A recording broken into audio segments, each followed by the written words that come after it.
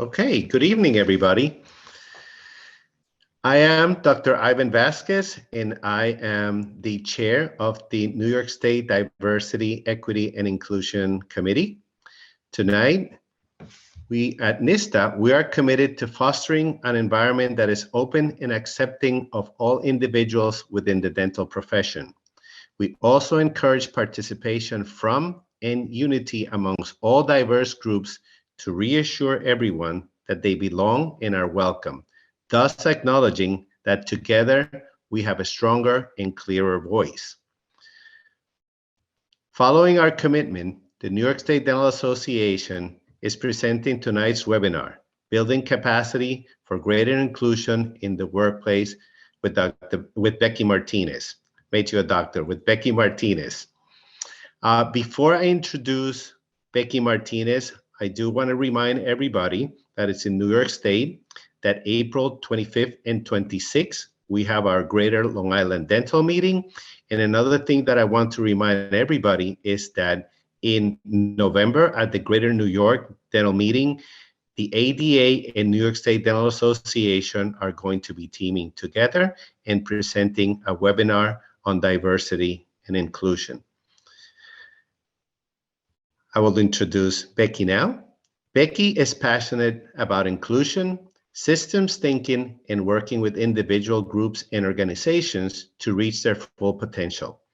She is a faculty member for the Social Justice Training Institute, a co-lead facilitator for the Leadership Shape Institute, a certified trainer for the Anti-Defamation League, a certified trainer for the Gay, Lesbian, and Straight Education Network, a member of the Southern California Trainers Institute, and is certified as a counselor advocate through Peace Over Violence, previously Los Angeles Commission on Assaults Against Women, and works with a Title I elementary school in California regarding college.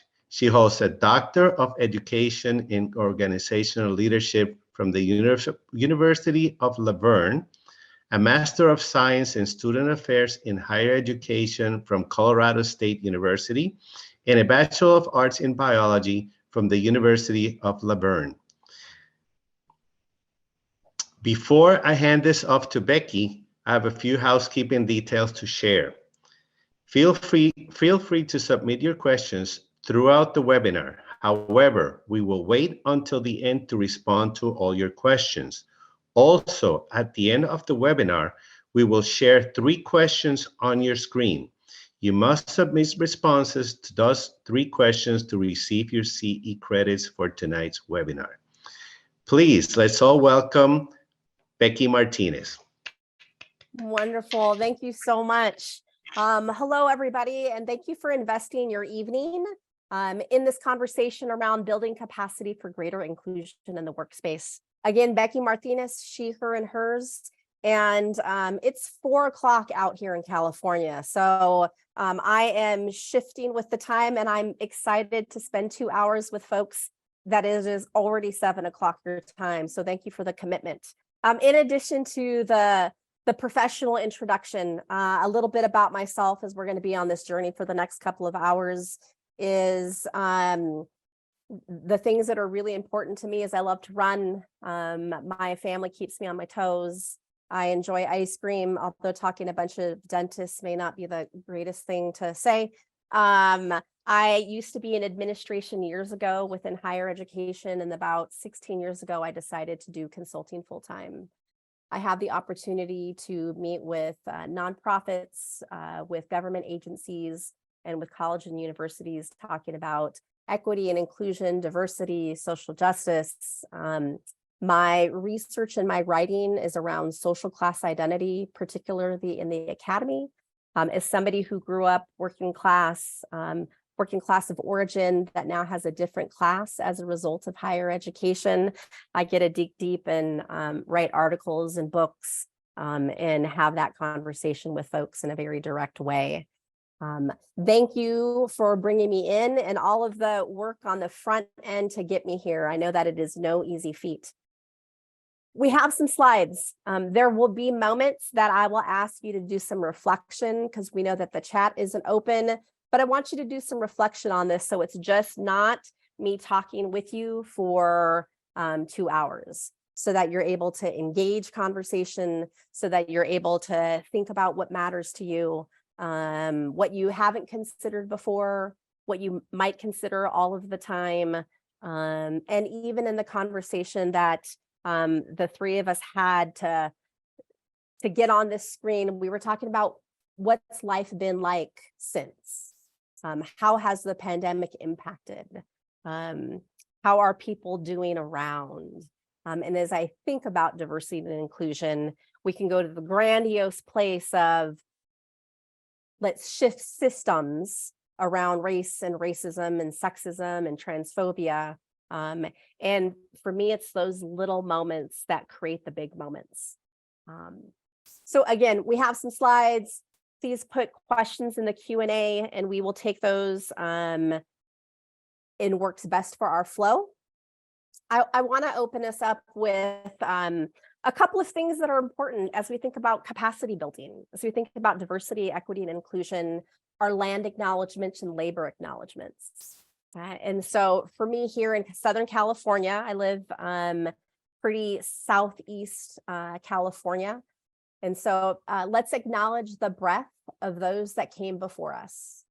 I am joining you from the homelands of the Cahuilla and Luiseño people, and recognize that this land is one piece of a larger, boundless terrain for Indigenous peoples. We hold deep gratitude for the people that have cared for and stewarded these areas in the generations of the past and of the future. I invite us to acknowledge and reflect on the history of genocide and forced removal of an Indigenous people on the lands that we occupy, and ongoing injustices committed against Indigenous people. This acknowledgement does not take place of the authentic relationships with the Indigenous communities. It serves as a first step in honoring the land and the people. And this was borrowed pieces of it from St. Olaf College and the Santa Fe Playhouse. I opened with the land acknowledgement and knowing that this land belonged to folks way before most of us got to this country. And the importance of acknowledging Indigenous and Native peoples, of shepherding these communities, these lands, nature, and who we are and how we do things from a diversity, equity, and an inclusion lens. And so I invite you, if you do not know the Indigenous tribes or Native peoples that were in your area, look it up. Just look it up to see who was there before you, right? And who is still there, taking care of the current generations and the generations to come. What has been added to my work around diversity, equity, and inclusion, probably the last 3 or 4 years across the country, and it started with Dr. TJ Stewart writing a formal labor acknowledgement. And so as we even think about building our capacity, recognizing our historical context, recognizing how this country became to what it is, wanting to do this labor acknowledgement. So we acknowledge that much of what we know of the United States today, including its culture, economic growth, and development, has been made possible by the labor of enslaved Africans, their descendants, and their ancestors who suffered the horror of the transatlantic trafficking of their people, chattel, slavery, Jim Crow, and other harms that continue today. We are indebted to their labor and their sacrifice, and we must acknowledge the tremors of that violence throughout the generations and the resulting impact that can still be felt and witnessed today. Today, we are indebted for the labor of many Black and Brown bodies that continue to work in the shadows of our collective benefits. And I want to pay attention to that last piece of that last sentence, right? That continue to work in the shadows for our collective benefits. And I offer this so that we don't judge which groups we belong to, but again, paying attention to the history of this country and both its joys and its challenges. And so with that, I think you may have received these objectives, but I want to quickly go over what I'm gonna offer you today in this conversation, right? And so to provide community inclusion practices for courageous conversations. And what I mean by that is those moments that are challenging, or that we don't know what to say, or that we know we need to say something, we just don't know how to say it. And so how can we develop our own individual capacity to have conversations across difference, to have a conversation that may feel uncomfortable. And sometimes when it comes to diversity, equity, and inclusion, or whichever one of those letters that you gravitate or know more about, it may not always be easy or comfortable. And so how can we lean in to a conversation and the development of some of these norms and practices? To deepen self-awareness across difference as a key DE&I-centered tool. There's a lot of words that I'm like, what exactly do I mean when I say that? And it is, how do we increase our own awareness? Who am I as a, right? And so even if I take my own identities, for example, who am I as a cisgender woman? Who am I as a mixed race person? Who am I with a doctorate? Who am I as somebody who lives in California, right? To increase, right, or to deepen my own self-awareness across difference, so that I can better understand what my own story is and how I can relate to folks, so that I can better understand what my implicit biases may be and how I need to work on those, so that I may better understand other groups who hold other stories. And then to introduce a common language, concepts, and dynamics for engaging diversity with an equity and inclusion lens. Even in the prep for this, as I was having email conversations, it was, or even phone call or Zoom conversations, it was, there's a lot of terms that are out there. What language should we use? What concepts mean what? And so I'm going to offer you some of those definitions. We know that we can traffic in language all of the time. And so this is from my specific lens and my work. It's what lots of us out there use. And so just to kind of give you some language, I wish I could offer you the don't say this and say this, but really depending upon context, is where we want to pay attention to as we engage in diversity, equity, and inclusion. So those are our objectives. That's where we are going to, in these next couple of hours.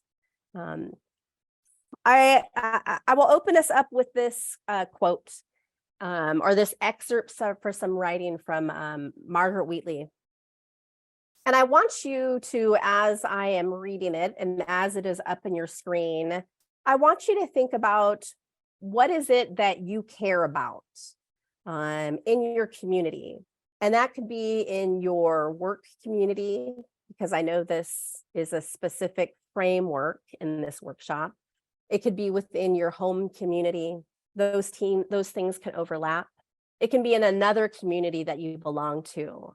And so with that, ask what's possible, not what's wrong. Keep asking. Notice what you care about. Assume that many others share your dreams. Be brave enough to start a conversation that matters. Talk to people you know, talk to people you don't know, talk to people you never talk to. Be intrigued by the differences you hear. Expect to be surprised. Treasure curiosity more than certainty. Invite in everybody who cares to work on what's possible. Acknowledge that everyone is an expert about something. Know that creative solutions come from connections. Remember, you don't fear people whose story you know. Real listening always brings people closer together. Trust that meaningful conversations can change your world. Rely on human goodness. Stay together.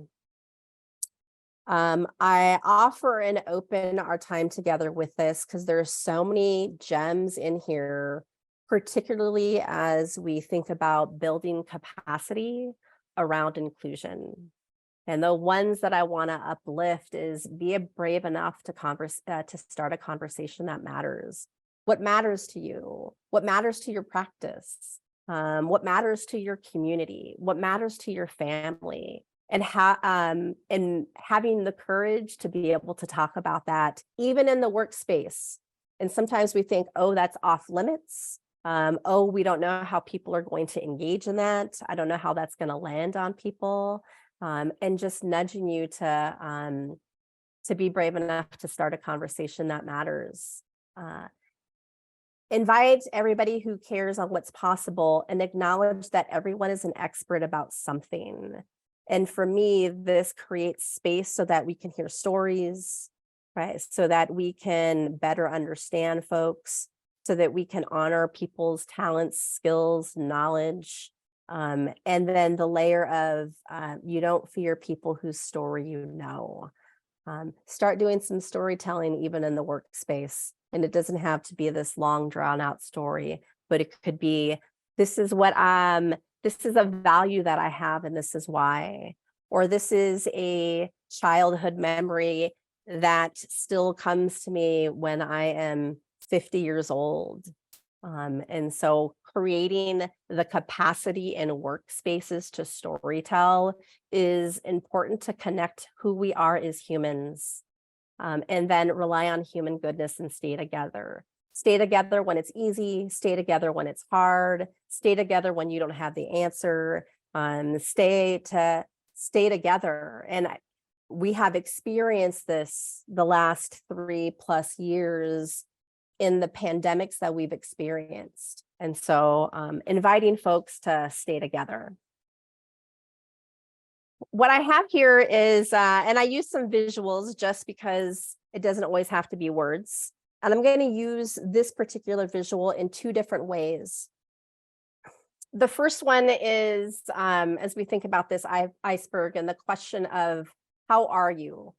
And the answer that we usually give or get is okay, fine, good. And in any group that I ask, whether it's in a webinar space, in person, whether they can put it in the chat, whether I see them on an airplane, is we have at least once said good, okay, fine, and we're not good, okay, fine. And I think that we do this because it's a social norm, because it's the easy thing to say, because it's what's expected of us. Because if we were to take a deeper dive in that iceberg, we don't know how it's going to be received. We don't want to burden people with telling them. We may not trust them enough to tell them. We just may walk by, say how you are, and keep on walking. And as I think about building capacity around a DE&I lens, it is, how do we shift that to be an honest and authentic communication with each other, even in the simple question of, how are you? A few dynamics that play out in this conversation, or this very simple question, is one, do you have the time to ask? And do you have the time to listen to the answer? If you don't, think about, why am I asking this in this moment? And if you do, pay attention to the answer. I also think that we need to develop our own capacity to give the real answer, so that we can shift from being at that surface level conversation and communication to be able to take a little bit deeper of a dive. What I appreciate in your profession is that you probably get lots of people that will give you a real deal answer because they need your care. And so let's continue to develop that within the profession, individually or collectively. The other way in which I use this visual is around specifically diversity. And when I think diversity, that is around identity and lived experiences. Many times what we do is we stay at that above the surface, on top of the surface level, that 10% that's above the water. We do that because it is the safe space. It is the space that's known. It is the space that we can see, right? That gives us the visual cues. It is what's common, it's what's experienced. It's what may be easiest.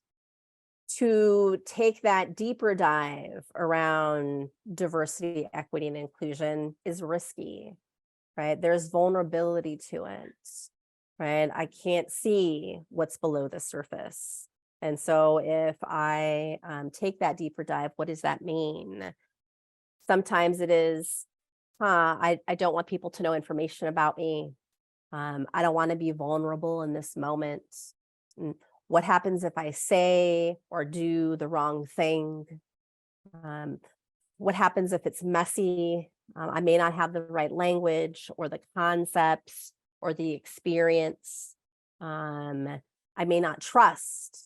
And as I work with so many groups, it is, so where are you at in diversity conversations? And I just want you for 30 seconds to think about where you are. Right. And so kind of on this, I'm at that 10%, or maybe I'm at a 5%, or maybe I'm below the surface, right? Maybe I'm about 15 or 20%, paying attention to DE&I, right? Engaging in DE&I, naming the things, asking a vulnerable question or sharing a vulnerable story. I just want you to take 30 seconds to think about, so where are you at in regards to diversity, equity, and inclusion in the context of the workspace, because this is a workspace workshop. Where are you at? 30 seconds while I take a sip of water.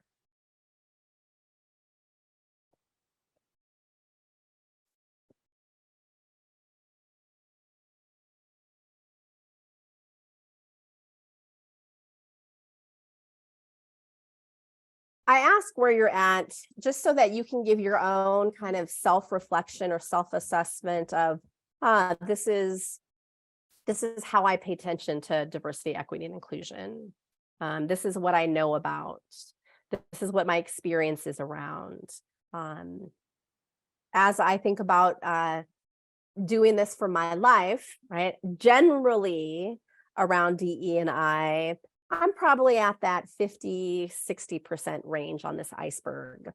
I think about it a lot. I pay attention to when I watch TV or I'm at the grocery store. It's definitely what I'm focused on in my work. Sometimes I engage it in my friend group. Sometimes I don't. Sometimes I engage it with my family. Sometimes I don't. Sometimes the most uncomfortable place to talk about DE&I is with family because of relationships and dynamics.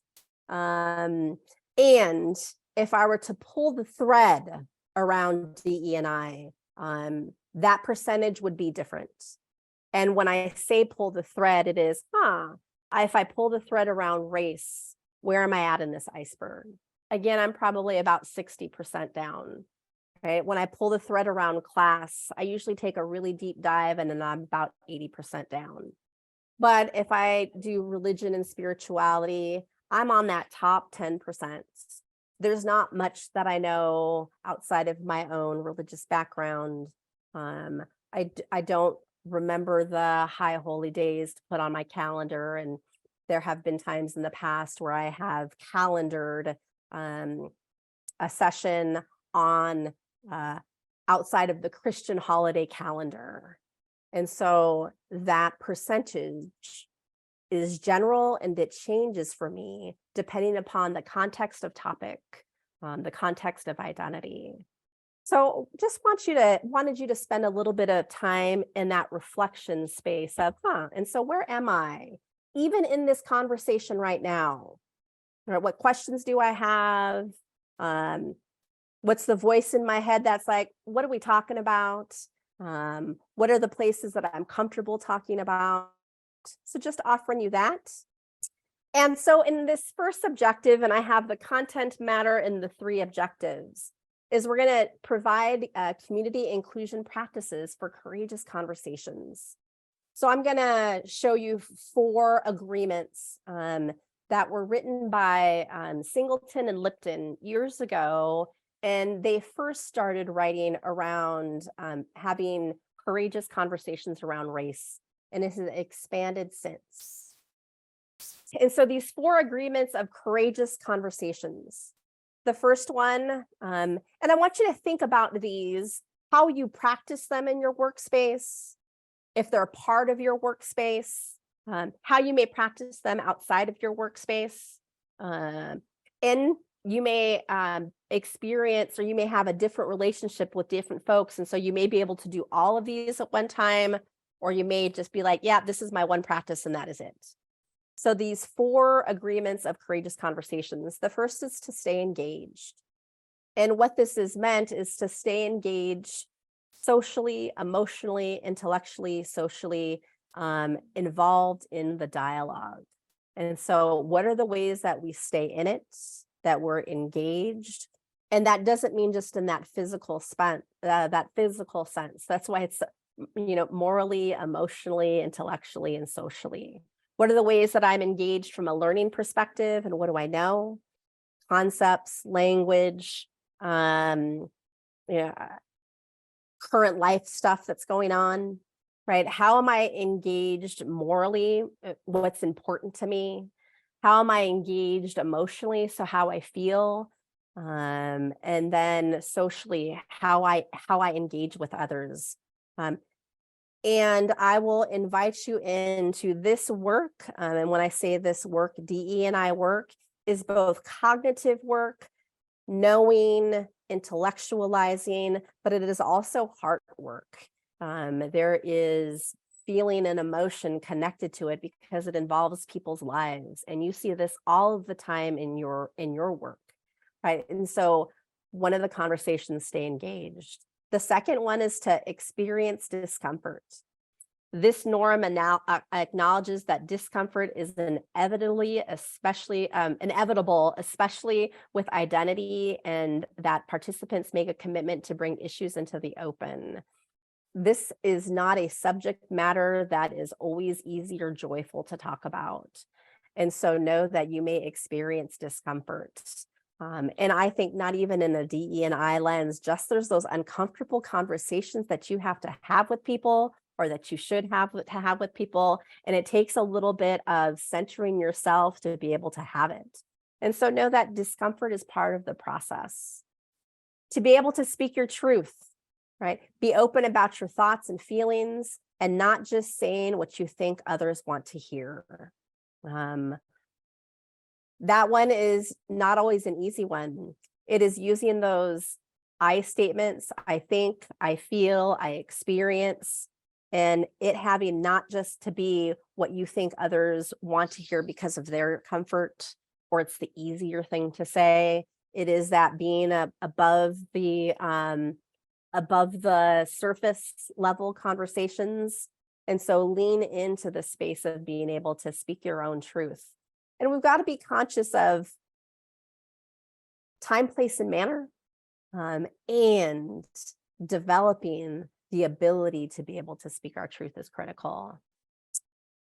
Expect and accept non-closure. That is one of the more difficult that's one of the more difficult concepts or agreements for somebody to be like, all right, there may not be closure to what I say, right? Or what I ask, or this disagreement that we have. This agreement asks participants to hang out in uncertainty and not rush to quick solutions, especially in relation to identity understanding. The place of being able to hang out in uncertainty. It means we may not have the answer. We may not be able to get to the end, that we are always in process, that there is no end results in DE&I work or in building our capacity around DE&I.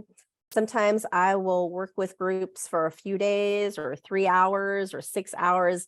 And there's a moment where me and colleagues will say, we're not going to leave this in a pretty little bow, because we want to expect and accept non-closure, and knowing that we're not finished. And so not needing to go to the quick fix or the quick solution, because there's so much context involved to be able to get to that point. So I offered you these 4 agreements of courageous conversations. And I just want you to choose one that you want to practice in this next, let's give you 2 weeks. Right. So choose one of those, write or type it down. I don't know if you're going to do that because I can't see you. But if you think about your commitment to building capacity, choose one of these to practice. I'm also going to share with you some inclusion practices that you can individually work on across difference in your workspace or even in your home space that I have collected throughout the years. These can be called inclusion practices, community norms, rules of engagement, community practices. I mean, there's a variety of ways that these are named in the workspace. And I'm going to offer these to you as inclusion practices, practices being that important piece. How do we practice these ways of being? And so the first is to practice authenticity. That takes it beyond just being honest, because sometimes we can have a diversity, equity, and inclusion conversation and be honest, but not be authentic. Honest in our answer, but not taking that deeper dive to give the whole story, right? Or sharing the entire answer. So practice authenticity. Already went through using I statements. Listen to understand, and listen harder if there's disagreement. Because oftentimes we can go into a space to listen to understand, but when we are triggered or if there's conflict, we can stop at that space. And so lean into listen harder if to disagree. To make space and take space. And so being able to share and then creating space for others to share. To be able to be fully present. We know that we are distracted by a lot of things in this world in this moment. As we are centering ourselves around DE&I, how can we be as fully present as possible, right? So that we can focus, so that when somebody shares something with us, or that we notice there's a moment of exclusion, that we can be fully present to engage it. To practice openness to new and different perspectives, and knowing that there are 47 people on this webinar right now. We know others will get the link and listen to it later. But there are then 47 different identities, experiences, ways of being in the world, ways of understanding and knowing knowledge, various feelings. And so practice openness to new and different perspectives. Take risks and be vulnerable. Brene Brown does a lot of work on leadership, and she talks about taking risks and being vulnerable are one of the biggest characteristics and contributions that are needed in the workspace, and one of the hardest ones. Because again, that means that we go below the surface. And so what are the ways that we can show up vulnerable, not knowing everything, saying, I am sorry, saying that I don't know. We know that that is risky, and there is so much reward or so much acceptance or centering in DE&I in this space of vulnerability. I will say now, DE&I is messy. There is, again, no quick fix, and there is no solution that is for each specific person. And so in the space of DE&I, vulnerability is so critical. And in leadership, right? Respect and maintain confidentiality. We know this one to kind of be a no-brainer, and I just want to remember that. And I know that you are in a profession that confidentiality is important. And so we're talking about kind of that day-to-day water cooler conversations that happen in a break room. And so just remember to respect and maintain confidentiality. There's always room for growth and learning. We are in process, and we know that we don't know all of the things. And so always room to grow. Hold complexity. And when I say this, it is being able to hold the both and. It's being able to hold multiple identities. And that when people that come to you for care and help are coming from a dental space, but they also come from various races, genders, sexualities, religions, classes. And so being able to hold the complexity of who folks are, and being able to hold the complexity of who you all work with. And that we show up with multiple identities. Also, the complexity of emotion. Even right now, I can be really excited about being here for 2 hours, and I'm just getting over a cold, so I'm also really exhausted. I can hold excitement and exhaustion. Holding complexity allows us to get out of the binary of either or, good or bad, this or that thinking.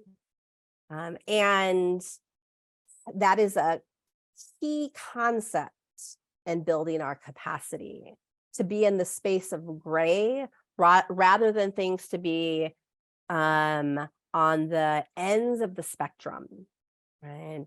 And the good or bad, right or wrong, this or that, yes or no space. So holding complexity is a critical concept. To be able to practice curiosity, and Margaret Wheatley had talked about that in that excerpt about being more curious than certain, being more curious about what we know, what we've learned, what we've been socialized around, what we've been told. And so being able to hold complexity, right? So in the curiosity space, holding all of that and, I don't know everything, right? Oh, I'm curious about how this impacts you.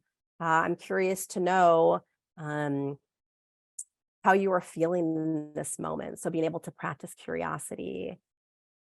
And I added to have fun. We often think inclusion can feel really heavy and overwhelming, that diversity can feel really heavy and overwhelming. And there's a part of it that is heavy. The other part of it is there's much joy and liberation and fun to be able to play and engage in diversity and inclusion. And so have it not be overwhelming. In this fun space, it can also be important, and we can hold it as fun, right? Or have joy around it. And then to stay in it when it gets difficult, to stay in that conversation that's uncomfortable, to stay in it when we may say, well, I don't understand because I don't relate to that identity. Stay in it. It is so very easy for us to walk away. And that may not be just physically, but that could be, I'm in the seat and we're having this conversation, but I am now out of my body or I'm not paying attention. And so building the capacity to stay in it, right? So that is that first objective. I'm going to see if there are any questions in the chat. And actually, I'm going to go back to these practices, and I want you again to choose. And so you can take a screenshot of this, or if you have pen and paper near you, I want you to choose 2 or 3 that you do really well. Right. And so look at these practices and choose 2 to 3 of these that you do really well in your workspace. Strengths Finder or Strengths Quest builds off of our strengths, right? Oftentimes it is we need to fill our gaps, which are important, but we also, it's really important to recognize and continue to develop and role model what our strengths are. And so in these inclusion practices, I just want you to choose 2 or 3 of them. And I want you to role model them with colleagues, with patients, right? With people that you come across in your daily space at work. Just choose those 2 to 3 practices.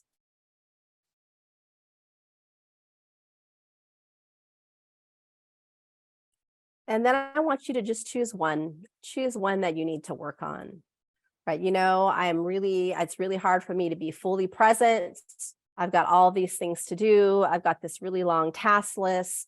I've got a computer, I've got a phone, right? I've got a partner, whatever that may be. And so, I'm going to practice on being fully present. And so just choose one in which you want to be able to work on a little bit in the next couple of weeks. All right, I don't see any questions yet. And so what I will do is go to the next objective, okay, which I switched them. The opening slide with the objectives had them in a different order, but this worked better for me with the flow. And so to introduce common language, concepts, and dynamics for engaging diversity with an equity and inclusion lens. So now we're going to get into some more of the intellectual language space. What I do want to offer before I get there is know that we traffic in language, meaning we have different meaning around language, right? We have different experience and touch points, knowledge around and experience around language.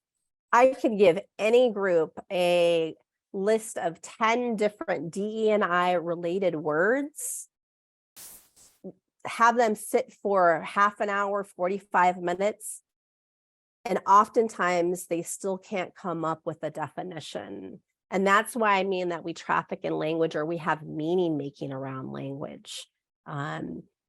Diversity may mean different things to different people at different times. Same with equity and inclusion.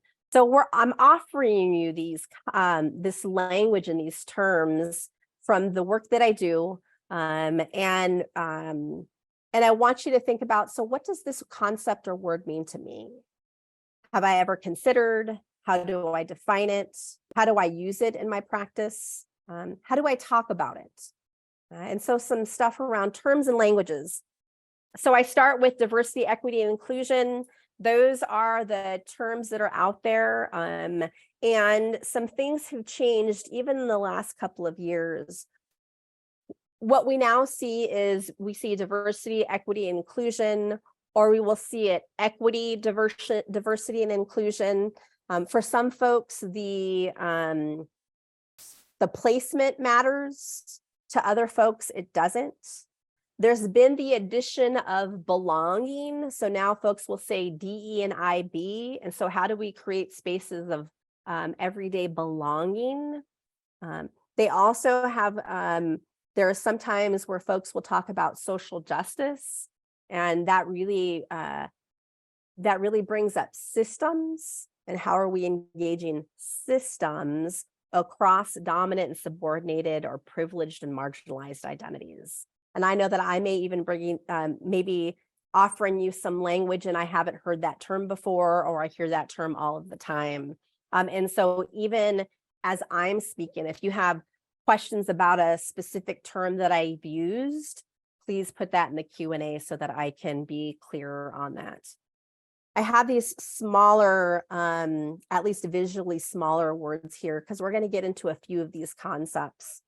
So I have power, privilege, right? And usually we hear power, privilege, and oppression, but I have power, privilege, and entitlement, because many times as we think about privileged identities or identities that hold power, there is the concept or dynamics of entitlement, right? And so I deserve this specific treatment, whether that's earned or unearned, right? And also with that is sometimes arrogance, right? And ignorance. And so just not understanding dynamics. Then we have what's called internalized oppression and internalized dominance. Academic jargon sometimes, right? Intellectual jargon at sometimes, and internalized oppression is the taking in or the socialization of all of these messages in marginalized or minoritized or subordinated identities, and living those. And so sometimes, I mean, I've been socialized as a cisgender woman that men have the last word, or men are the knowledge holders, that they're more smart or more competent. And so those internalized messages really impacted me in the beginning of my career in academia to be a little bit more quiet, right? To not question, to be able or to sit and be talked over at times. And so internalized oppression. And then internalized dominance is the same dynamic, but flipping the switch. And so the messages in the privileged identities that I may hold. I'll use the example of when I got my EDD. Prior to that, I used to work with a lot of less faculty groups. But once I got that Dr. Martinez, that flipped the switch for me, because there's these messages that I was smarter and more competent and had knowledge and information. And some of that was true, but that the doctorate didn't make me more skilled. And in faculty circles that I worked with, that was the assumption. And so this internalized dominance. And then horizontal hostility is when people in the same group have behaviors of hostility towards each other. That is when we can often hear women being harsh with women. I can't believe she wore that, right? Or she's gained some weight. That's that space of horizontal hostility. If we think about it with the work that I do around anti-racism, it is, ooh, I don't want to be that white person, or I'm not that white person. I'm not showing up like that. And so this space where we can take each other out in our same identities and be hostile with each other. So now to get to these specifics of diversity, equity, and inclusion, right? And again, I want you to think about what your own definitions or terms are. What's the information that you know? What are things that you've considered before? So with diversity, right, it's the statistical representation of different social group identities within an organization or an institution or in the world. And so when we talk about diversity, this is really around numbers, numbers around race or gender or religion or sexuality. And so diversity is really, and not just numbers, but right, it is what we think about difference, what we think about identity. And so diversity is difference coming to the table. In some places of even probably where you live, you see different contexts of diversity. In more urban areas in New York, there is a greater diversity because there's a greater number of people as we think about race or sexuality, gender identity, religion, spirituality. And then in more rural places, you may see less diversity or at least have that be the assumption. So I even want to catch myself as I say that. And so within this association, I assume that there is a spectrum of diversity, whether that be a spectrum of diversity of who is on here right now, to the office spaces that you work at, to the clients that you serve. And so even thinking for yourself, who steps in our door? Who do I pay attention to? What identities don't I consider very often? Because that's not an identity that I see in our office very often. Right? And so, what is the diversity that we serve? So just want you to just spend, again, 30 seconds around, when it comes to diversity, who do we serve?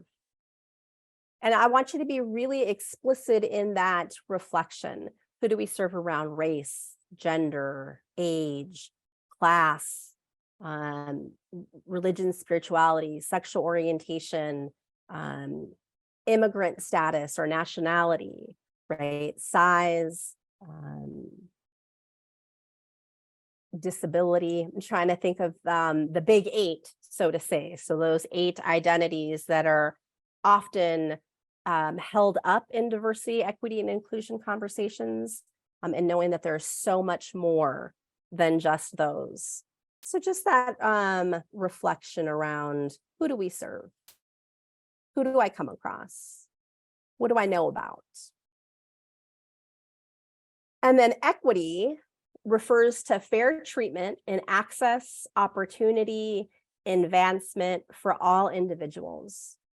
It includes identifying and working to eliminate barriers to fair treatment for marginalized groups, from the group level through systemic changes in organizations and institutions. And so to break that up a little bit, fair treatment and access of opportunity advancement for people individually, right?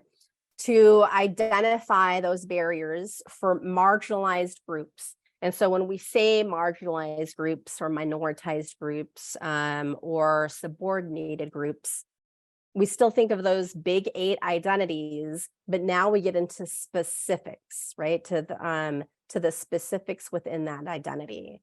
So marginalized groups would be BIPOC folks, right? Black, Indigenous people of color. Marginalized cisgender women, marginalized trans or non-binary or genderqueer. And so thinking about marginalized communities, folks with disabilities, right? Folks that are outside of Christianity, right? As we think about, at least in the US context, right, around religion and spirituality, right? Folks that identify as queer, folks that identify as undocumented, right? And so these eliminate the barriers for fair treatment for those groups. What we're doing as we think about equity is we take it up to the group level. Many times in diversity, equity, and inclusion, or many times just in human life, what we could do is we could say, here are folks individually, here's their individual experiences, here's how they identify individually. And then what we can do is we look at the system and we say the system is broken or needs fixing. What I appreciate in this particular definition of equity, it says at the group level. And so in organizational development work with a DE&I lens, we have individual, group, and systems. And so this brings the group level as part of the conversation and equity work, right? Meaning as a, right? So not only who Becky is individually, but who Becky is as a woman in the system of privilege and power. Where does that have me lie? Where does that have me have more access or less access? So again, at the equity space, we're bringing the group level space there.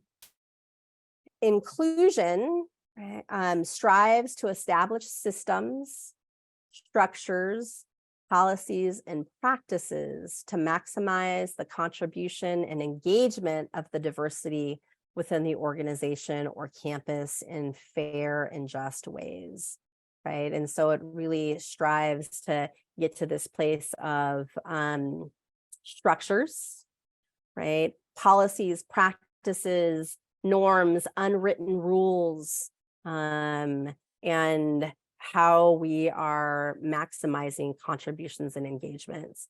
So diversity goes from that identity space to equity is around treatment, right? To inclusion is thinking about systems, structures, policies. And so being able to think about those in those those 3 different ways. One of the things that I want to be conscious of is not, we can easily intellectualize these concepts and know that these concepts are real and present for all of us. And there's a degree of real and presence on treatment, particularly for folks that hold marginalized or multiple marginalized identities, meaning that there is the individual treatments, right? How I am treated on the day-to-day, but there's also the structural treatment of how am I treated from a systems level, right? What do I have more access or less access to? Where do I have more skills or more competency or believed competency? Where do I have more value or less value? Right? And not just of who treats me like that at the individual level, but how the system has that go into play. And I don't have this, I didn't bring the, I didn't include the definition of social justice because I was like, ooh, that's too big. And I will offer you that when we talk about social justice, it's individuals, it's the groups from privileged and marginalized identities working together to shift the system. But the ethos around justice is to be psychologically and physically safe and secure.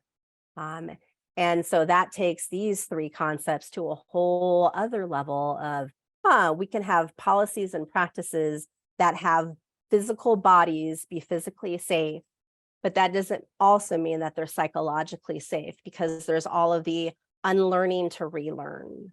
And so knowing that this is part of the equation in building our capacity. So with diversity, equity, and inclusion. Let's see here. We're trying to test out the questions here, the question section, just as a heads up. I think we might be having some difficulty with that. Hopefully we can be able to get into a space of needing to use a question space. But just to let you know, there's some tech stuff going on our side.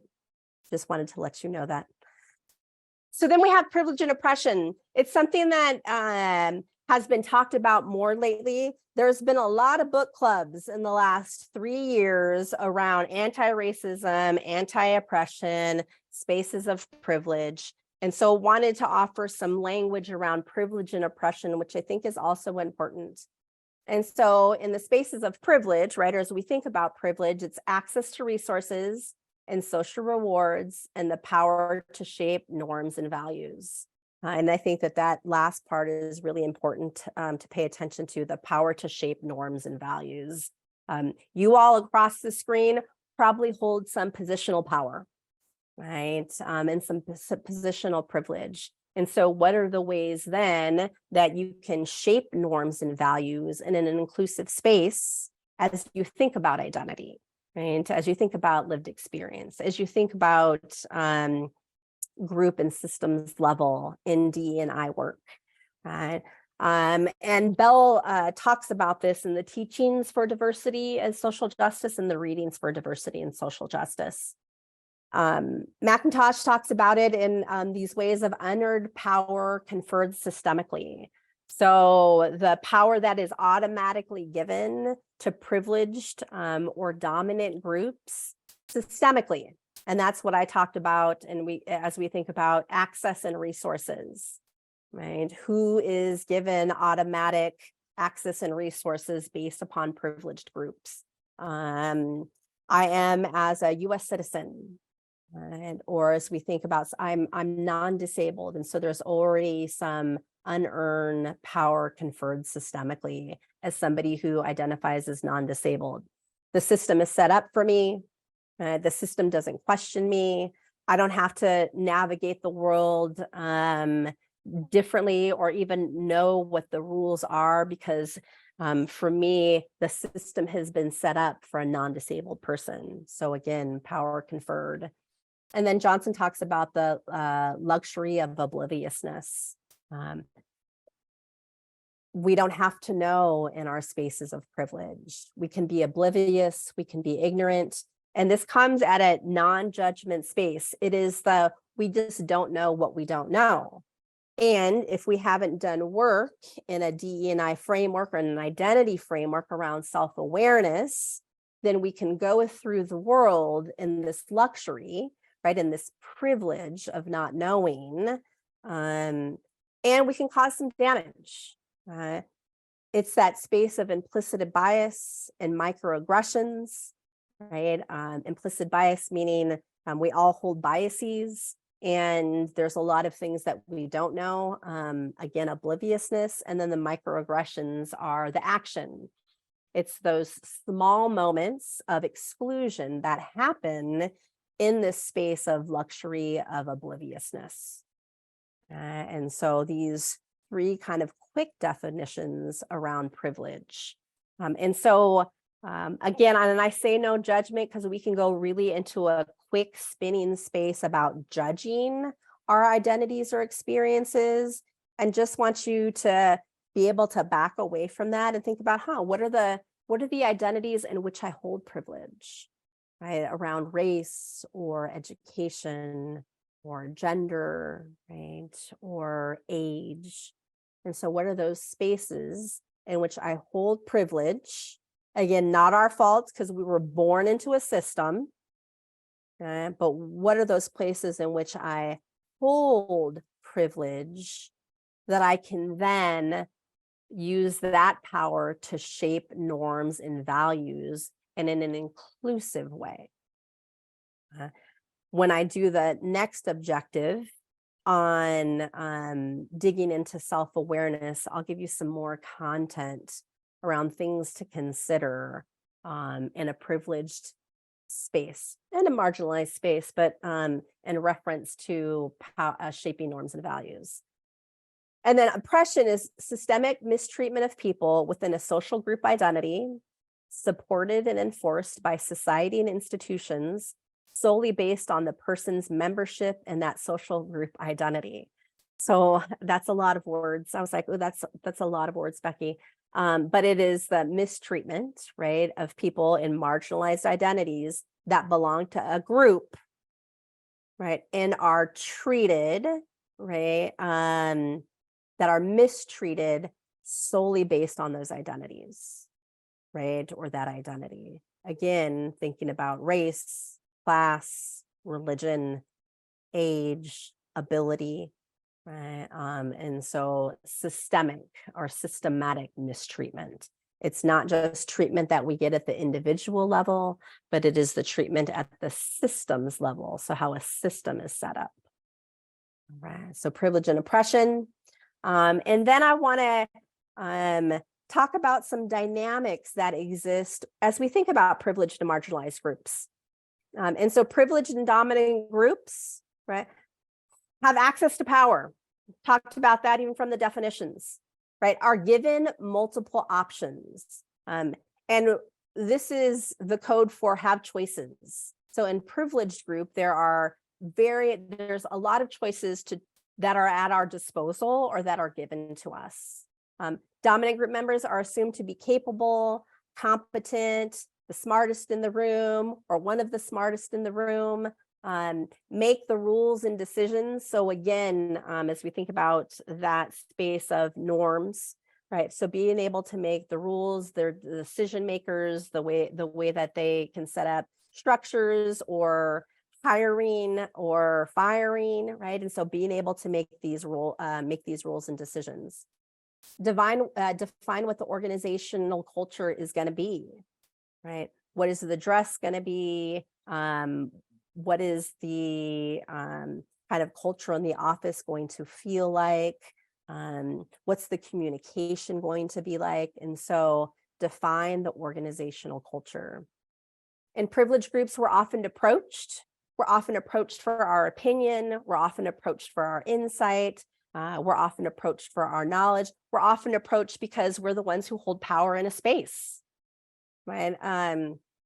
Excuse me real quick. I'm just going to take a quick drink. We're often seen as normal or the norm, because again, that's how the system sets us up. We're given the benefit of the doubt. And that means when we mess up, when we don't have the right answer, that it's just, oh, she messed it up, not she belonging to a group messed it up, right? And so we're given the benefit of the doubt. We're often unaware of differential treatments, and that goes back to that luxury of obliviousness. And so we're unaware of the differential treatment that exists across difference and across a space of privilege, power, and oppression. And sometimes the language we can use is to focus on how far we've come.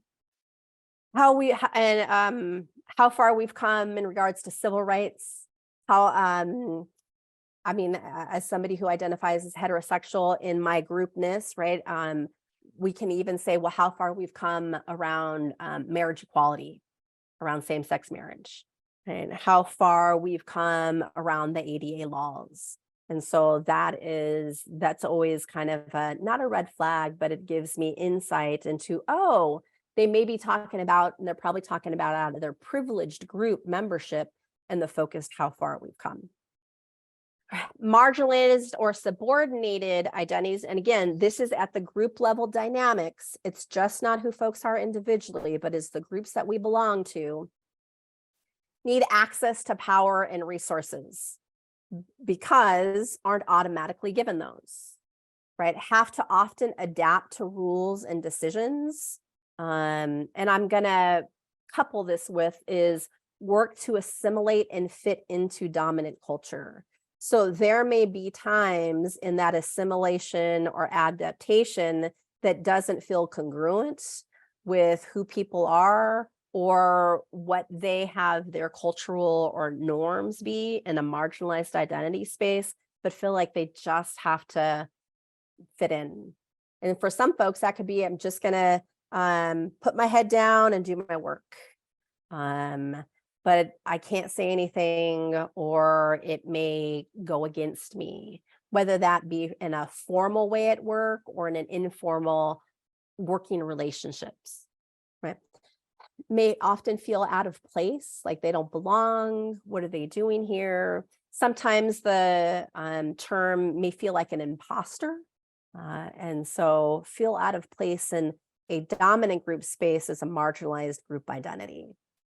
Have their truth and experiences questioned and often invalidated, right? Are you sure that you experienced that? Are you sure that's what you feel? I don't feel like that. Or I know somebody from that group who hasn't had that same experience. And so their truth and their feelings and their experiences, I should put feelings on there, are often questioned and invalidated. They're assumed to be deficient or less than or less competent. They're viewed as outsiders. Again, don't belong here, and focus on how far we have to go, right? And so how far we have to go for those with disabilities, right? Who are identified as disabled. How far we still have to go with it. I think context is also important. And I'm going to say this, we are in a contextual moment. And so even as we think about how far we've gone for women's rights, we know that this summer that shifted in regards to Roe versus Wade. And so this is where I said DE&I is in process and always a process. That's something to focus on, even as I think about this, focus on how far we've come and how far we have to go. We're seeing that in real time shift for some folks in marginalized identities. I think last I had heard, as of last week, there were it's either 436 or 463 anti-trans bills that have been put up by legislation, whether at the federal level or at the state level. Most of it, I think, at the state level. That's a lot, 463 for folks that for anti-trans legislation to go through. So there is some spaces of how far we've gone, and as somebody who identifies as cisgender and has such good trans and non-binary friends, there's worry for me, right? Thinking about what their safety is, thinking about what their children's safety is. And while it may not impact me at the individual or at the group level, I think about how does this impact at the systems level for folks that identify out of the binary of male or female or man or woman. And so we're going through real-time stuff, right? As I mentioned, we're going through real-time stuff in regards to Roe versus Wade. And so there is some life stuff that we're going through in this current contextual moment that is very, that hits home for some folks and identities in this marginalized and subordinated space, right? And what I want to say in this overall dynamic space in privileged and marginalized groups, right, is that it's about power, privilege, and access based upon group identities, right? So again, not at that individual level, but at group identities: white, BIPOC, queer, heterosexual, Christian, right? Agnostic, Jewish, disabled, non-disabled, US citizen, undocumented. So again, group identities. And so about power, privilege, and access, in knowing that we all hold multiple group memberships, right? We are not just one individual identity. One of the things that I hear, and that I still hear, how about that, is we're just all humans. I can really appreciate that that concept at this space of let's treat each other with dignity and respect and value. And when I hear that we're all human space, it is the inability or resistance of not wanting to recognize that there is a system in place that has people treated differently at the systemic level based upon groups, right? And so I can hold the complexity, if we look at those inclusion practices, that we're all human, right? That humanity is at our core. And right, we all have group memberships. And if we didn't, or if we had this figured out, I wouldn't be on your screen right now talking about how to build our capacity through a DE&I lens. Right, so we all hold group memberships. Some of those group memberships are in privileged identities. Some of them are in subordinated or marginalized identities. Some people may have more privilege than marginalized identities, or vice versa. Some people may just operate out of their privileged identities or out of their marginalized identities. And most do unless or until they've done some self-work around identity, around implicit bias, around microaggressions, right? Around learning about who we are. And so again, we all have group memberships. Some of them are visible and some of them are invisible. In fact, I think most of them are in that iceberg below the surface. Right? We can see the 10%, right? And so we can see, and things have shifted, right? But we can see if somebody is using a mobility device for mobility disability, so that we can see if they're using a wheelchair, or if there is somebody that is an interpreter. So those are things that we can see that give us cues to know that there's something around disability. But as we've expanded disability to think about learning disabilities or neurodivergent, that's stuff that is below the surface. And so even what is above the surface around identity and membership may not always be true to fact.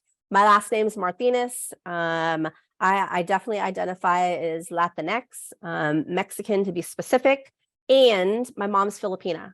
And so I am a mixed race person doing this work with the last name Martinez. And depending upon where I'm at in the country, right? There is a visible identity around race, but that's not my whole story in regards to my racialized identity. And so visible and invisible. It's not always about numbers. So as we think about power and privilege and access, it is not about the percentage. In California, maybe it's even this last census, what they said or predicted was that there was going to be more BIPOC folks than there were going to be white folks. That doesn't mean that race goes away and that racism doesn't exist. It means that the nuances may be a little bit different, right? It may manifest itself different, but these dynamics, right, that I had those two lists on, aren't based on numbers. If we look at the wealth of this country, as we think about class or money in particular, we know that a very small percentage owns a great deal of this country. And so it's not always about numbers. And that's where we can get sticky in that situation, is around percentaging. Or we can even say, we have a really diverse office. In fact, our office is more BIPOC folks. We have more racial diversity in our office than we've ever had, or we have more BIPOC folks than we have white folks. That doesn't mean that inequity doesn't exist through a racial lens, right? Especially as we think about equity and inclusion. It means that we may have numbers, but how are we, through a lens, creating equitable and inclusive spaces, both unwritten rules and written rules. So it's not always about numbers. Again, it's not about who we are solely as individuals. Our individual story, our lens, our identities, our experiences are valid, important, and should be valued. And as we think about systems, right, we belong to groups in which the system has us be, and I'll use this visual, I know my hands are right in front of my face, one up and one down groups, right? As we think about privilege. So the one up groups are the powered or the privileged group, and the down, like the down groups are the marginalized or subordinated groups, right? And so it's not about who we are individually, but it's how this system is set up. I've got lots of privileged identities. And even with those privileged identities, right, in my marginalized identities, I still may not get treated as well as. I often talk with my male counterparts who they don't need to negotiate their fee the same way that I need to negotiate my fee. Again, we have similar degrees, we have similar experiences, but as we think about gender bias and sexism, it has me needing to do things different from a business end. So not always about who we are individually, right? And these identities are innate, chosen, societally defined, social constructs. That's one of the things that we often hear is, well, this is a social constructed identity. All these identities, they're social constructs too. There is meaning making to all of these identities. And again, some are innate, some are chosen, some are societally defined. And so even in the construct, there is a real lived experience and treatment. And lastly, we didn't ask for it and we can't give it back. What's our responsibility? We didn't ask to be birthed into a system of power, privilege, and oppression around identity and social constructs. And we have some information and knowledge. And so what is our responsibility to shift dynamics? I am very clear that I am not going to end racism by the time that I am off of this earth. And what is my responsibility to shift dynamics a little bit, even if that just means in my circle of influence, right? Even if that just means in my office space, even if that means just in my home unit. What are the ways that we can create inclusive spaces to the circles in which we have some power and value in? And so dynamics. I want to, after these two concepts, I think that they're really important and they're really simple and silly. And so this first one of the dogs is joining in. How are we joining? And again, simple is, if any of you out there have ever had a diversity related conversation, right? Or been in a diversity moment, and it doesn't have to be in an intellectual way, but have ever experienced a moment where you have said something and the room goes quiet. And then you're like, I am not going to put myself out there or be vulnerable or take a risk again because nobody joined me or nobody acknowledged. And so this concept of joining is critical in building our capacity. So that when somebody says something, you can at least acknowledge that they said something. It doesn't mean that you have to agree. It doesn't mean that you have to like, but it is being able to join in visually, verbally, so they don't feel like they are on an island by themselves. I am sure in those moments, because there's people on the other side of the screen who are like, yep, I have said something and somebody, and then it just goes quiet. And I'm not going to try that again. And so the more that we can join up with each other, we can join in with each other, we can build our capacity to engage. The one with the A is around what we call intent versus impact. I like that. I meant well. That was not my intent. I broke the egg. In conversations around DE&I, it can feel like my intent was good, right? I didn't mean to.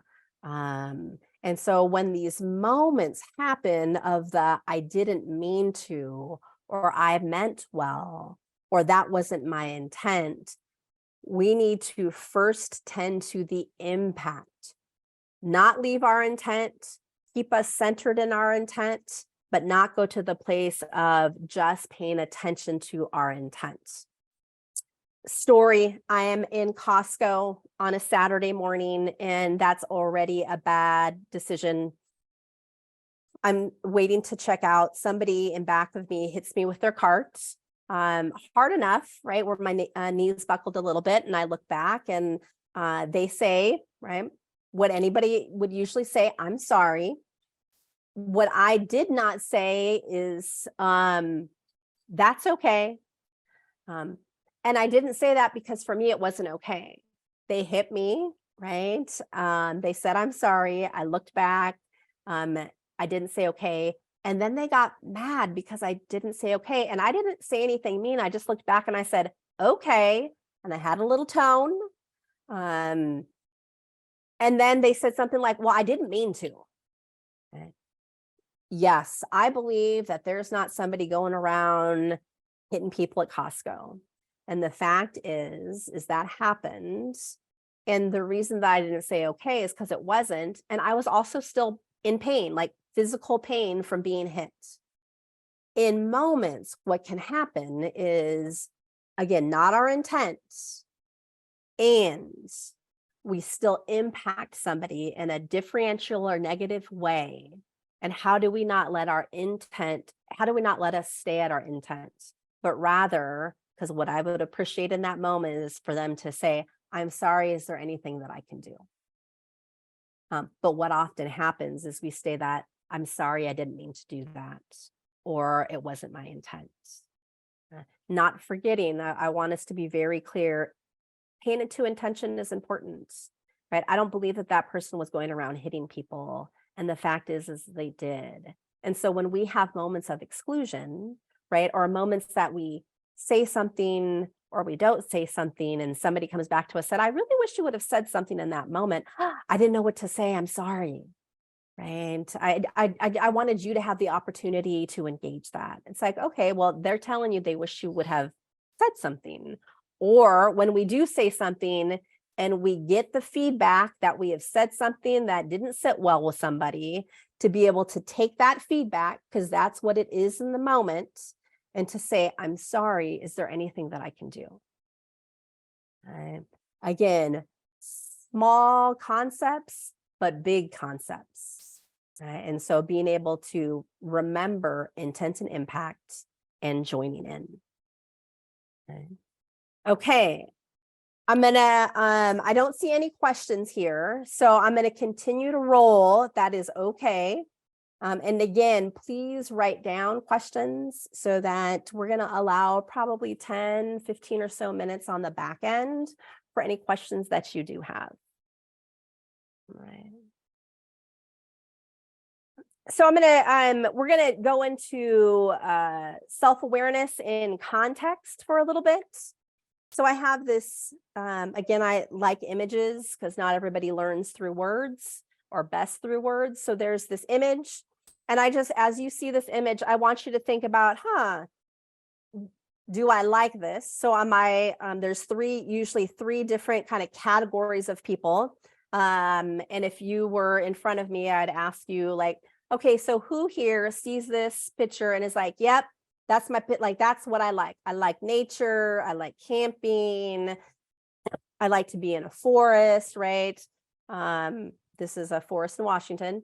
And so for those folks, I just want you to, I can't see you, but raise your hand or nod your head. Do something interactive, even though I can't see you. So there's that category of folks. There are the people who are like, nope, not my place. I am not going here. No, thank you. Right. Again, if you're that person, raise your hand, do a little nod. And then the third category is that, well, it depends, right? It depends what the weather's like. Am I out there for an hour? Is there a restroom close? So we know we have the situational, it depends, folks. But usually there's a very strong yes or no reaction. What I will say in this, we all have the same picture in front of us. For some people, when I say describe this, for the people who are, yep, that's my jam. I like nature. I can go hiking. I can go camping. The descriptors. So I want that group to think about what would be those descriptors you would use. Right? You see this picture, you have the descriptors, right? What words would you use to describe this? Usually it is serene, quiet, peaceful, nature, safe, home, right? No Wi-Fi, right? Calm, stillness, right? So usually that's the yes group. The no group, it is like, nope, that looks unsafe. That is unknown. It is dirty. There are bugs. I don't know what's around that corner there. I'm not going there. Right? Those are usually the descriptors. Right. Again, we have the it depends category, right? So you can kind of fit into any of those. Right? The thing is we have the exact same image in front of you, but depending upon what our lens is how we describe it. And so even if it's the exact same thing, depending upon what our context is, our filters are, our lenses is how we describe it, right? How we describe our world. The way that I describe my world from a gendered space is very different than how my best friend describes this world, right? He doesn't think about going into a dark parking lot at 11 o'clock at night, coming back from the airport. He doesn't think about it in any way except for I've got to get to my car. The way that I think about it is before I even leave the airport, right? I have my keys in my hand. I've got my bag. I am going straight to my car. I have parked my car underneath a light because I knew I was going to get home at 11 o'clock. Right. And so in my physical body, in my gender, that's something that I pay attention to. Again, it is the filter of the forest for us.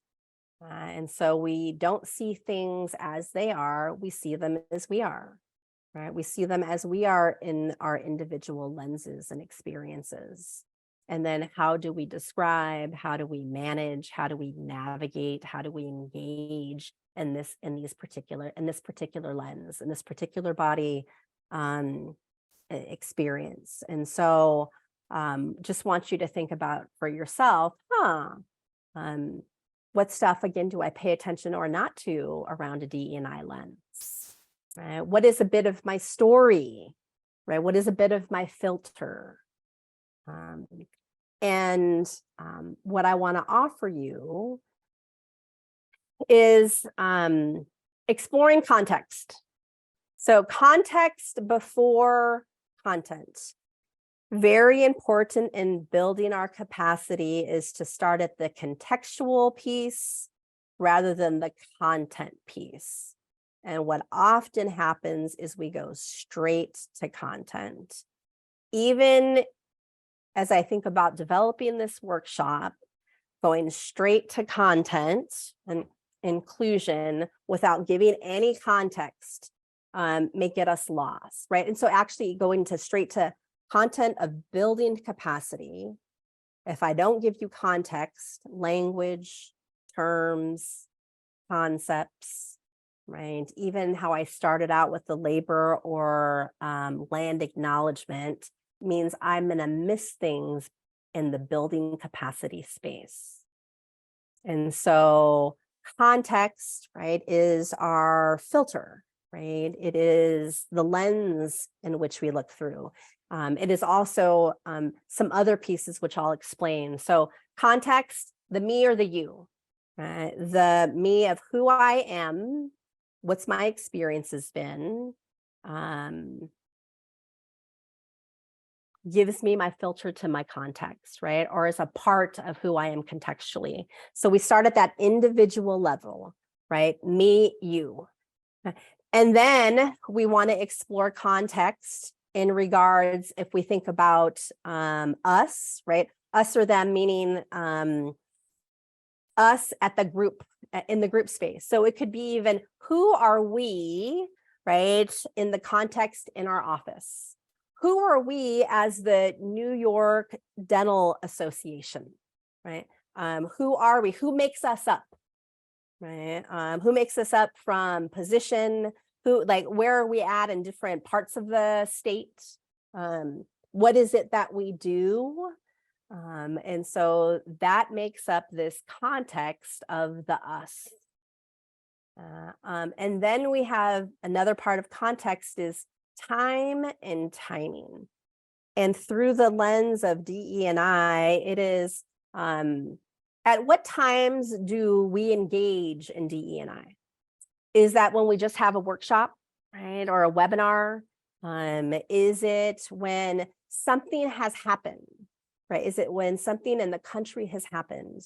With a year within when George Floyd died, so I think about time and timing, something happened. I did within a month and a half, 43 sessions on anti-racism. In the January and February after George Floyd was murdered, right? Time and timing. It seemed like every organization and institution that I had some kind of connection with was doing work around anti-oppression, anti-racism. So there was time and timing. Do we engage on it in a kind of continual way? Is the timing after something happened? Is the timing when we are at our association meetings? And do we engage, or do you engage DE&I outside of that? Again, no judgment, but just, what's our context in building our capacity and engaging DE&I? At what times do we do it? And do we do it for an hour? Is it part of an agenda? Do we do a check-in in the office once a week or once a month? So what is the time and timing? Another thing that really impacts context is environment and location. So environment/location. That is, and it starts small, it can get big, but what is our context in the office? We can start in that place with, again, the us and them, but also the environment, maybe in the community.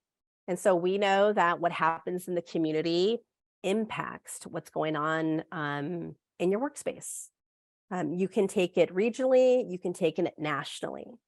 And so depending upon what is happening contextually in our immediate environment, in our regional environment, or in our national plus environment impacts conversations that we have, how people feel, what's going on with them.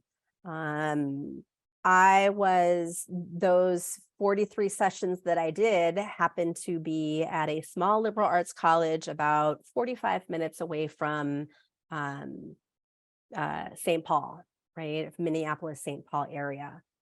It was no mistake that I was doing those 43 sessions with an institution that was 45 minutes from where George Floyd was murdered on anti-racism and anti-oppression. And so the environment impacts the conversations around anti-racism with those 43 sessions at that particular institution were different than anti-racism conversations that I was having with institutions that were in California. Not saying that it didn't really impact them, but there was a different contact point to that particular situation that happened, or that situation seems to lighten it too much for that murder that happened. And so our environment really impacts us. I was doing a different session on January 6th. A friend and I were on a virtual Zoom together. There was probably 25 people, and somebody put in the chat, something's going on right now. And then more people put in the chat. It was the day of January 6th, a couple of years ago.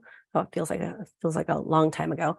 And my partner and I were like, oh, we can't continue this session as is because people weren't able to be present. There was too much going on a national level in the moment where their kids, their partners, their friends were coming into their lives on phone, on text, on social media. And we had to shift that session.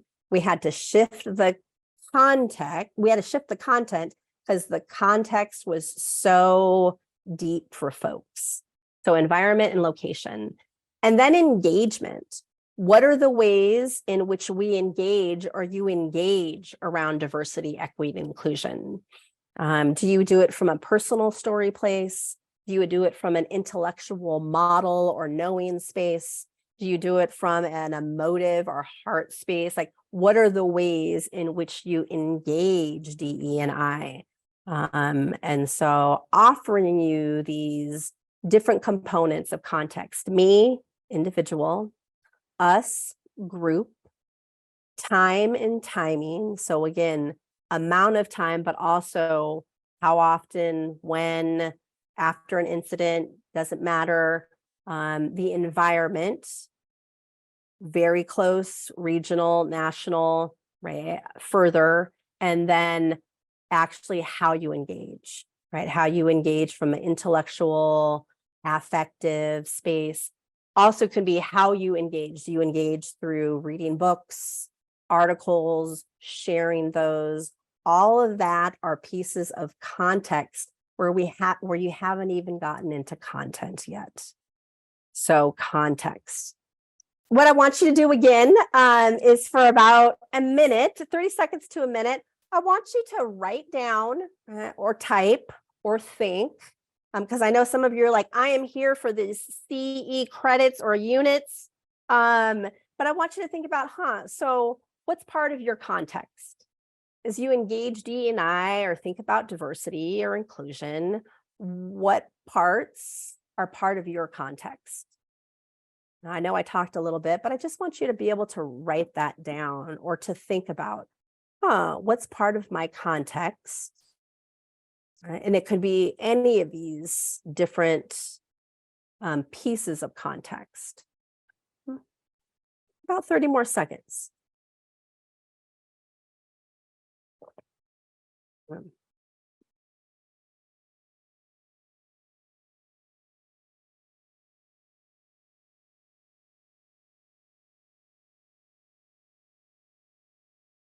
What are pieces of your context or your filter through the forest?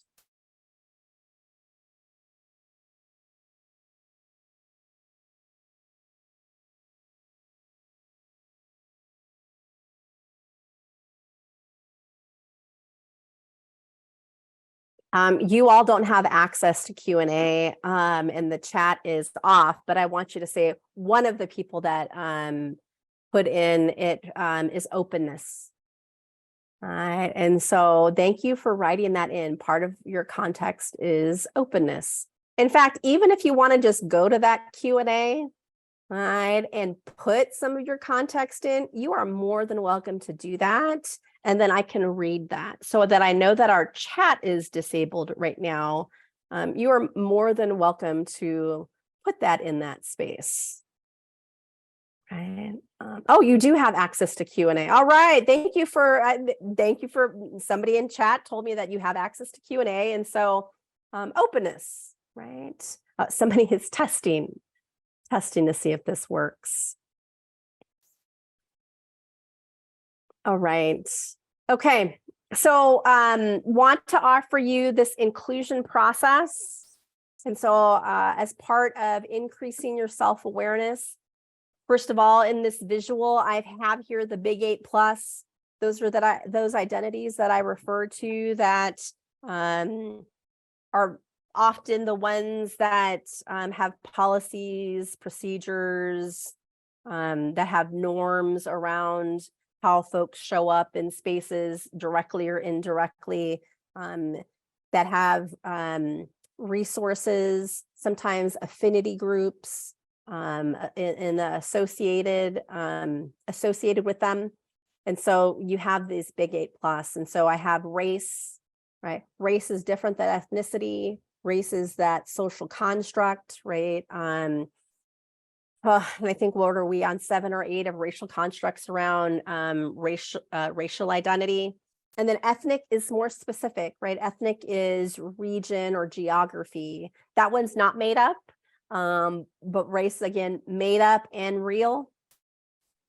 Social class. So social class goes beyond just money and assets, right? Social class can include various forms of capital. And so social capital, cultural capital, language capital. Again, I'm one of the people who in academia writes around social class. So I could go on for that, but that's not what I was hired for. And then we have gender and gender identity. And that includes both how folks identify and how people identify them. And sometimes, and that's a very misgendered way. Sexuality and sexual orientation, right? Religion, faith, spirituality, ways of knowing, age, nationality, again, in US context. And so that would be US born citizen, naturalized, undocumented. I mean, there's a lot of different identities within nationality. Disability and ability, not just around mobility, but the spectrum of disability. And then have included here specify, because we know that we're a lot more than these 8 identities, especially as we think around access and treatment. Right? And so specify could be parents, right? Non-parents, taking care of parents. It could be survivor. It could be around body image or body size. And so it could be geography. And so there's different treatments of folks across this country. Usually the coasts are in the privileged space, and it is the rest of the country that is treated systemically in a marginalized space. And so we have this big 8+. Okay. And so even as these are up on your screen, I just want you to think about what your specific identities are in these, right? And which ones do you pay attention or are aware of? And which ones are you like, oh, I don't even spend much time or any time thinking about that. I know that it is in my unless I'm doing my work and paying attention, I am paying most attention in my race and gendered identities, because that is where I have to pay attention to safety or treatment in sometimes very explicit ways. I often pay attention in my social class identity who's somebody who grew up working class, sometimes working class poor, and has shifted her class as a result of degrees. And so I identify what's called straddling class, meaning I still have these values and ways of being in my upbringing or from my upbringing, and in an academic setting that is really different, or in a professional setting, those are really different. But those are the three that I often pay attention to. I don't pay attention much in my sexuality or somebody who identifies as heterosexual, because all of the system is set up for me. The system keeps me safe when I'm holding my partner's hand. The system gives me equal say and access in healthcare decisions. And so that is not much, I don't have to spend much time thinking about that identity, again, unless I'm doing my work and I'm like, okay, how do I have it on my radar screen? And so just want you to think about where you identify, again, where you pay attention to, and what you may pay less attention to without any judgment. And so this inclusion process, right, helps us increase our awareness, helps us hopefully fill in some gaps, right? Helps us hopefully shift our implicit bias, because we're in the space of the luxury of obliviousness, right? Or in our marginalized identities, helps us do some healing, right? It helps us find some liberation, helps us find some voice and value. And so these 4 components to get to action, right? Awareness, knowledge, skills to action, right? So awareness, knowledge, skills, and action. In the awareness space, it's who am I, right? Who am I and what am I carrying? What's been my lived experience? And how does that impact my relationships and interactions with other folks? And so the who am I space. Knowledge, what do I know? What do I know about my own particular identity?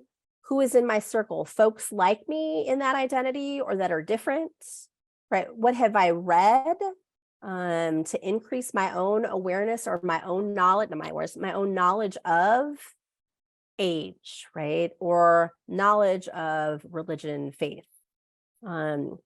What is the context of this knowledge? Is it that I have learned it through school? I've worked it with my community. I've learned it from my family. Again, what is the context in which I have received or taken in knowledge? And then what are dynamics that I know about? What are dynamics that I know that exist within my same racial group and across my racial group? Right. So knowledge, and I know I'm going through this really quick because I'm paying attention to time. And then we have skills. So what skills do I have to be able to engage with an inclusion lens within similarity? So somebody within that particular identity group, or across difference with somebody across that identity group. Right. So skills, how do I engage? Right. So engaging is important. We can't talk about it unless we name it and engage it. How do I listen? What are my listening skills? Do I listen and I'm already responding in my head and waiting for them to finish and say something? Or am I really able to listen, hold what they have to say, and listen with deeper understanding if I don't understand, right? How do we share, right? And so sharing is a skill. Sharing what you think, sharing what you know, sharing what your experience has been, again, being able to talk about it. Do I show up in degrees of vulnerability?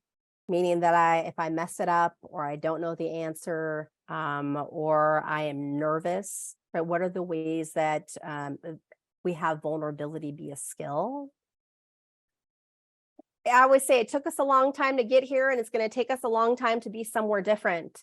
And so patience is a skill, not automatically going to that quick fix or finding the immediate solution. Remember, expect and accept non-closure. right? Be in that space of, okay, I may not be able to finish and have a solution in this moment.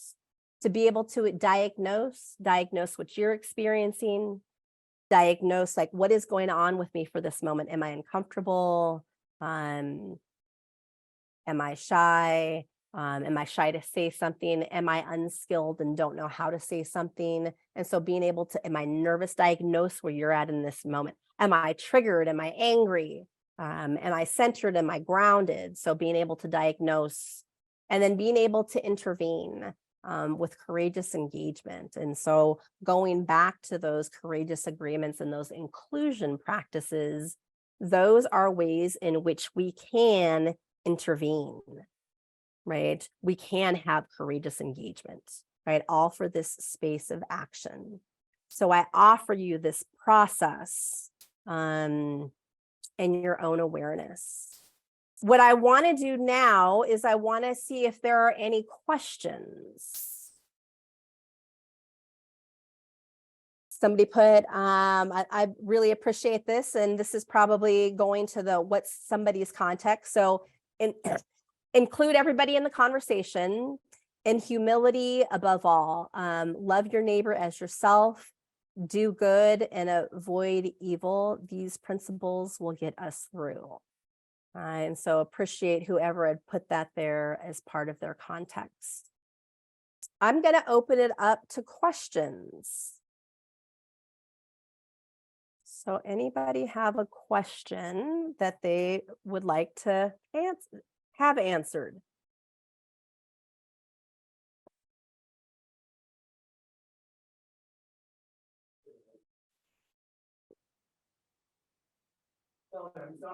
Becky, if we don't have any questions from the group, maybe we can just, oh, there seems to be a question that just popped in for you.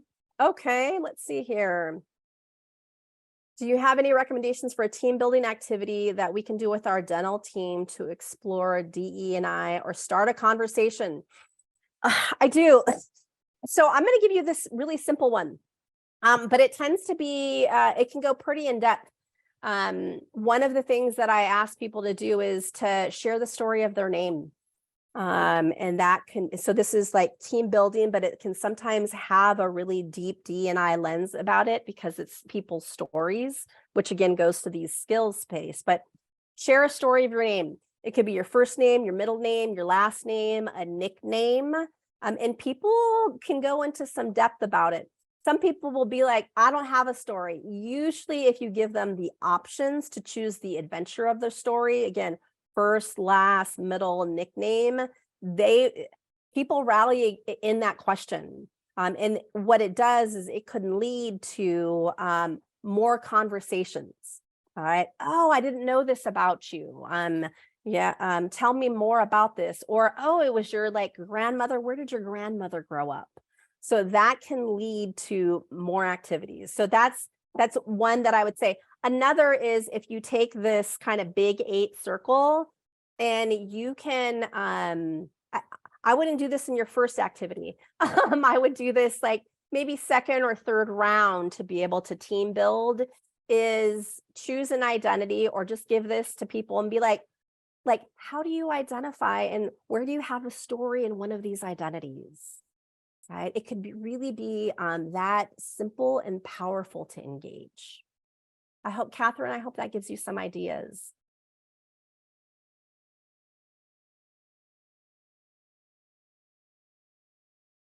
Let's see. Please include in the Big 8 social class how facial and body aesthetics will contribute to problems in human relationships. Absolutely. And I actually, if we go to this specify, I would have that be an action, a separate circle, because there's lookism. Lookism is a big component to how people are treated or mistreated, devalued, not valued, valued more. So Robert, absolutely. That is an identity that, again, we don't pay a lot of attention to. And there's some intersection with these other identities around that. And how do we have that stand alone? Because it's so important. Anything else? Any other questions? I know we have like a minute and a half. You know, I can put up the poll for everybody to take for their CE, and I'll leave the Q&A open so we can kind of keep answering questions as Yeah. they come in while they take their poll, if that works. works for you. Okay, so let me launch this, and if everyone can start filling it out, then I think everyone can see it. So. And so just as people have that, I'll have this be the end slide, right? Some just reminders for building capacity, right? They're just some quick tips that we went over. And some of them are a little new, right? So communities are built through building relationships of trust and commitment. It is easier to give feedback. It is easier to share when we know each other. So take time to build that. I really appreciate the question of team building so that like we can do this work. There are no quick fixes. Stay committed to the process. There are times it's going to feel joyful and easy, and it's times that you're like, I'm done with this. Stay in it. Take some breaths to stay in it, right? Again, inclusion is a process and is always in process, and hold that complexity, right? Courageous conversations never end. They're continual. Be clear with your language and your terms, especially if you hold position in your office, right? Be very clear on what you're talking about, and you can gather other people's definitions and meanings around terms. Take time to understand context. Do a little team building exercise that can give you lots. Widen your lens, right? And practice. Don't let this be 2 hours for these credits and you're done. Put some of these in practice. I will have on these slides my contact information, so you can always provide feedback, but also you can get in touch with me if you like, I want an activity or I want to know more. What are some resources? Thank you so much for your time today. I know it's a long night. And so thank you for staying in it. Thank you so much for the evening. I'm just going to give it one more second for the poll. I think we've pretty much all the participants that have come in. If there's any last minute questions that want to be thrown in the Q&A, we can go on ahead and do that. Okay, I'm going to go ahead and end this poll. Great. Okay, well, I'm going to stop the recording as well. So